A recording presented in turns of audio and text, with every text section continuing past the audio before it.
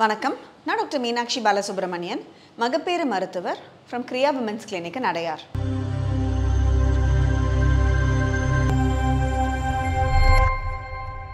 அந்த ஒரு 40 வீக்ஸ் பக்கத்தில் வந்துச்சுனாலே நிறைய ப்ரெக்னென்ட் விமனுக்கு இண்டக்ஷன் ஆஃப் லேபர் அப்படிங்கிறத பற்றி தெரிஞ்சுக்கணுங்கிற ஒரு ஆர்வம் இருக்கும்.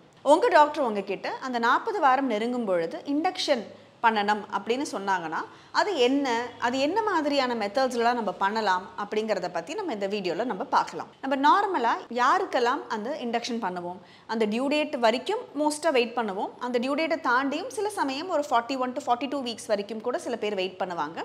அது உங்களோட ப்ரெக்னென்சி எப்படி போகுது, உங்களோட பேபியோட க்ரோத் எப்படி இருக்குது அண்ட் உங்களோட டாக்டரோட டெசிஷனை பொறுத்து அது எப்பொழுதுமே இருக்கும்.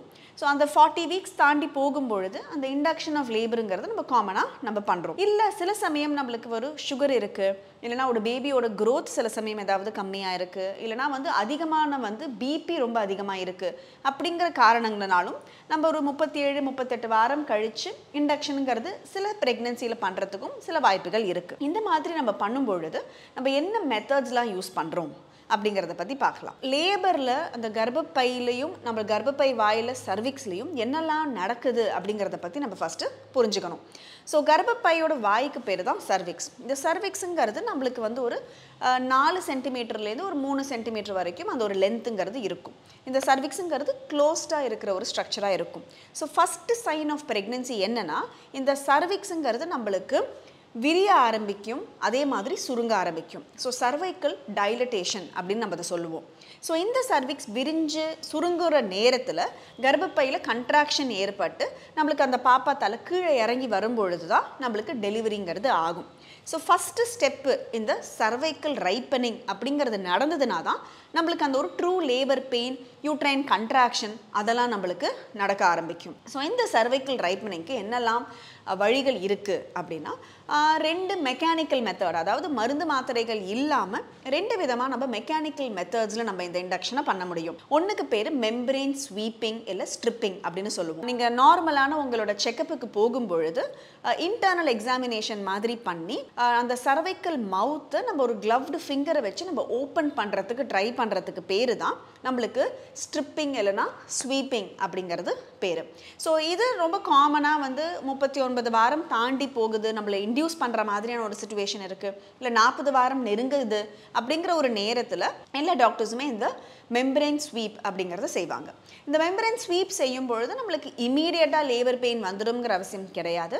மோஸ்ட்டாக சக்ஸஸ்ஃபுல்லாக இருங்குதுங்கும் பொழுது நம்மளுக்கு ஒரு இனிஷியல் ஸ்டேஜஸ் சர்விக்ஸ் கொஞ்சம் ஓப்பன் ஆகிறதுக்கான சான்ஸ் நிறையவே இருக்கும்.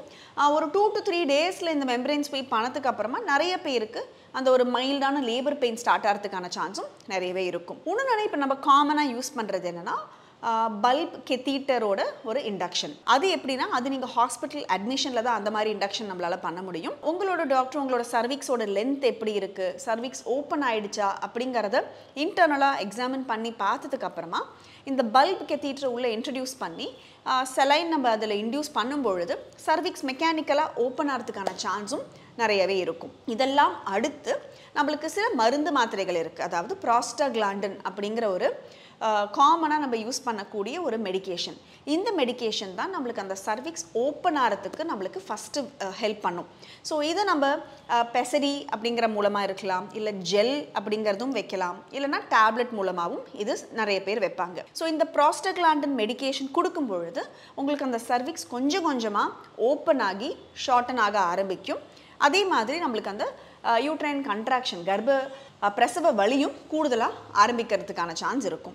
இதெல்லாம் தாண்டி நம்மளுக்கு அந்த ஆக்சிடோசின் ட்ரிப் எல்லாருமே கேள்விப்பட்டிருப்பீங்க. குளுக்கோஸ் ஏற்றினாங்க டாக்டர், எனக்கு குளுக்கோஸ் ஏற்றினதுக்கு அப்புறமா தான் எனக்கு டெலிவரி ஆச்சு அப்படிங்கிறது நம்ம காமனாக எல்லாருமே கேள்விப்பட்டிருப்பீங்க. அந்த குளுக்கோஸுங்கிறது ஒன்றும் இல்லைங்க, இந்த ஆக்சிடோசின் இல்லை பிட்டோசின் அப்படின்னு சொல்கிற அந்த மெடிகேஷன் தான். அதுவும் நம்மளுக்கு அந்த யூட்ரைன் கண்ட்ராக்ஷனை கூடுதலாக ஆக்கக்கூடிய மருந்து தான் இந்த ஆக்சிடோசினுங்கிறது. அதுவும் நிறைய பேர் நம்மளுக்கு அந்த ஒரு குளுக்கோஸ் மூலமாக அதை கொடுத்து அந்த யூட்ரைன் கண்ட்ராக்ஷனை கூடும் பொழுது பாப்பா தலை கீழே இறங்கி டெலிவரி ஆகிறதுக்கான வாய்ப்புகள் நிறையா இருக்கும். ஸோ இந்த மாதிரி நிறைய நம்மளுக்கு ஒரு நார்மல் டெலிவரி ஆகிறதுக்காக நம்ம பண்ணக்கூடிய இண்டக்ஷனுங்கிற மெத்தட்ஸ் நம்மளுக்கு கூடுதலாகவே இருக்குது.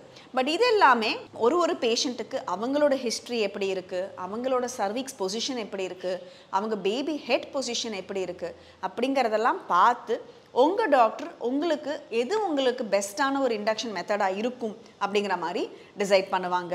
ஸோ உங்கள் டாக்டர் மேலே ட்ரஸ்ட் வச்சு நீங்கள் ஒரு 40 வாரம் கடந்து போய் உங்களுக்கு பிரசவ வலி எடுக்கலை அப்படின்னா அவங்கக்கிட்ட டிஸ்கஸ் பண்ணிங்கன்னா இது எல்லாமே உங்களுக்கு அவங்க எக்ஸ்பிளைன் பண்ணுவாங்க.